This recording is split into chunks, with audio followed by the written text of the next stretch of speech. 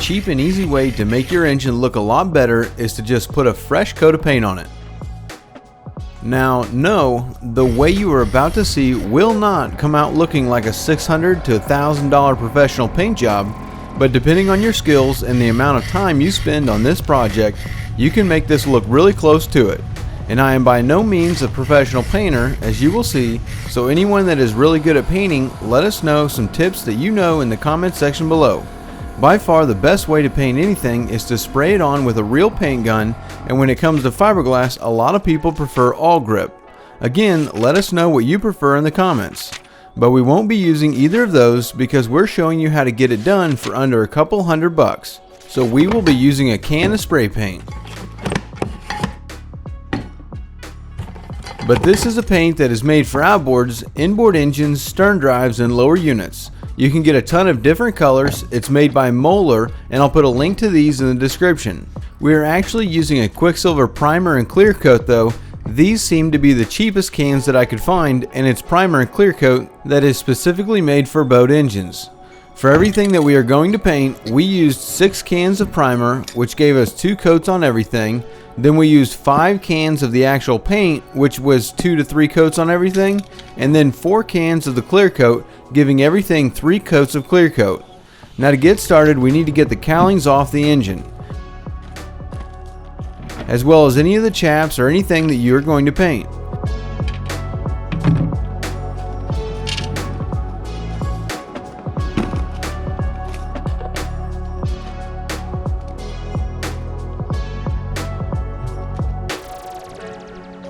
Once you get everything off, we'll take a razor blade and carefully pull off all the stickers and decals that are on the cowling.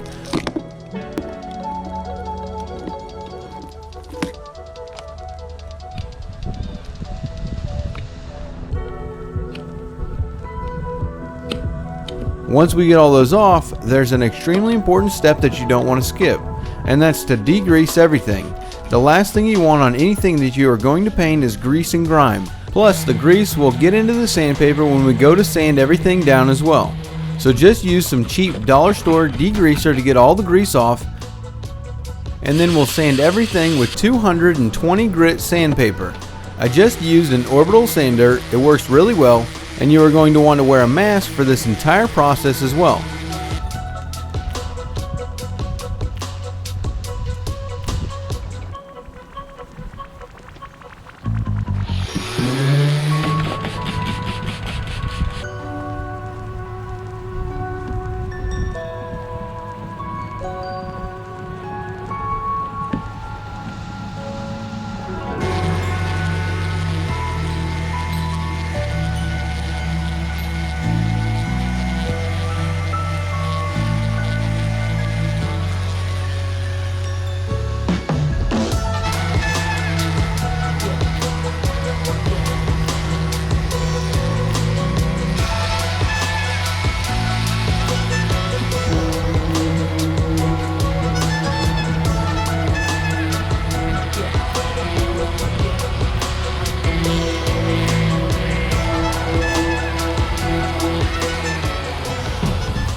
But once you've got everything sanded down, we'll take what is called a tack cloth and wipe down everything to get all the dust off the cowlings.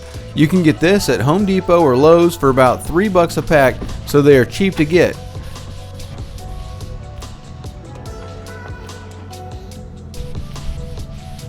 Then once we've got all the dust off, we'll want to tape off all the rubber gaskets that are on the cowlings around the bottom.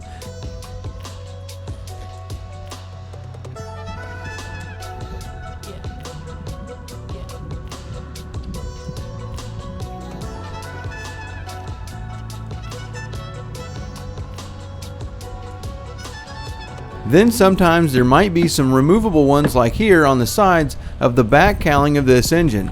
With the cowlings cleaned, sanded, taped, and wiped down, you can either go around the cowlings and fix any of the scratches or marks that you have, or you can go ahead and spray them with the primer if you are not worried about the marks.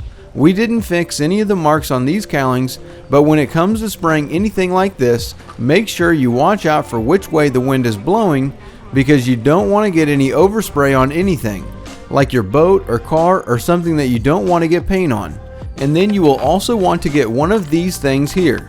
They are only like $5 or so, and it's basically just a spray handle that the cans will fit in that give you a trigger to use when painting. If you're going to be spraying a lot, you won't want to do it without this. We'll just shake up the can of primer for about a minute once the ball starts to rattle around.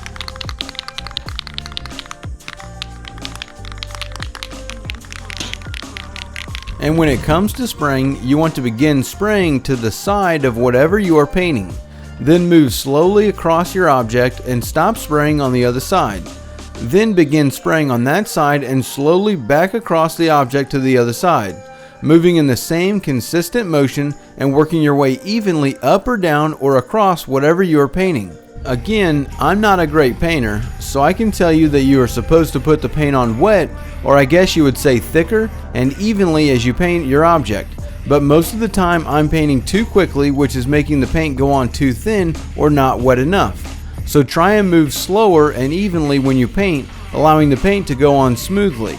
You'll want to put 2 coats of the primer on, and depending on the temperature of where you are, you will want to put 1 coat on. Then once the paint is dry to the touch, go ahead and put the second coat on. In the heat here, even in the shade, we could put on the second coat in only like 10 to 20 minutes of spraying the first coat. Then once that is dried, we are going to sand the primer back down before painting. You can use either 220 grit paper again, but you can still see some of the marks if you only use the 220, so depending on how smooth of a finish you want, you can hit it up with 320 for a smoother finish. This will also hold true when spraying on the paint.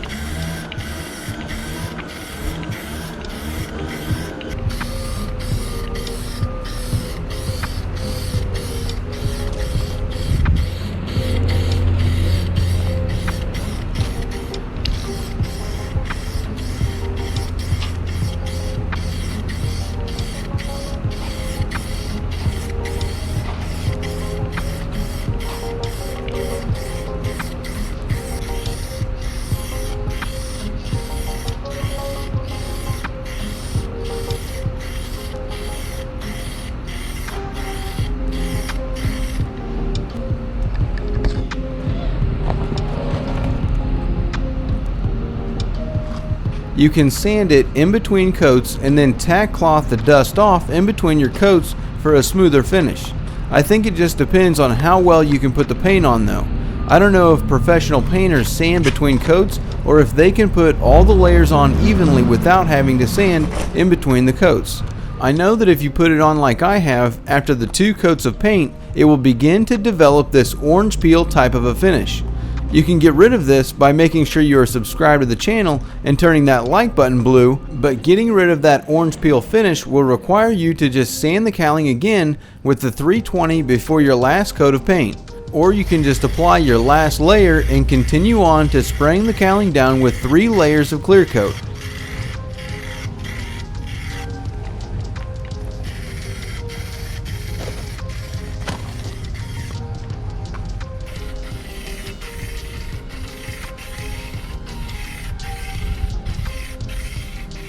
Which doesn't look bad, but once you get really close to it, you can see the texture in the finish.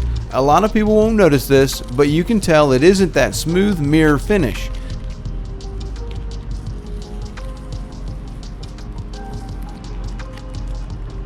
It's super shiny though, and the paint's not going to fall off, so for only a couple $100, it's way better than what it was.